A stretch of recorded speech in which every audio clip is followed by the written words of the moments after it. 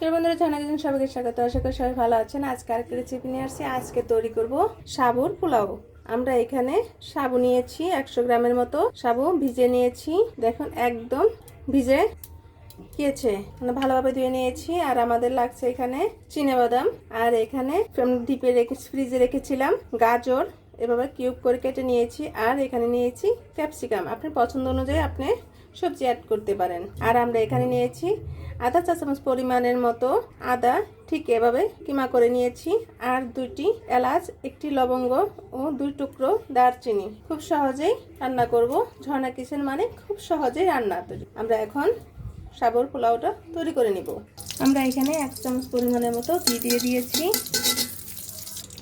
আদা কুচিয়ে, দারচিনি, এলাচ এবং একটু লবঙ্গ ও দিয়ে দিব। এখন চিনেবাদামগুলো এর মাঝে দিয়ে দিব। এখন গাজর এবং ক্যাপসিকাম দিয়ে দিব। এখন আমরা সাবুদানাগুলো দিয়ে দিব এর মাঝে। এখন প্রয়োজন মতো লবণ।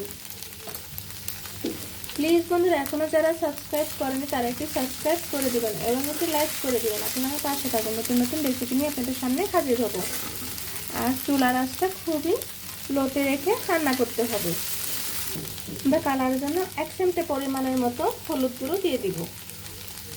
এখানে আধা চা চামচ পরিমাণের মতো চিনি অ্যাড করব। আমরা 1 চিমটে পরিমাণের মতো বিট লবণ দিয়ে দিব, যাতে টেস্টটা আরও বেড়ে যায়। দেখুন বন্ধুরা, একদম ঝরঝরে হয়েছে।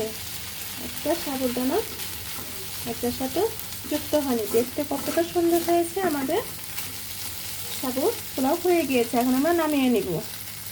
দেখুন বন্ধুরা, আমাদের সাবুর পোলাও তৈরি হয়ে গিয়েছে। একদম ঝরঝরে হয়েছে, দেখতে কত সুন্দর হয়েছে, খেতেও অনেক অনেক টেস্ট হয়েছে।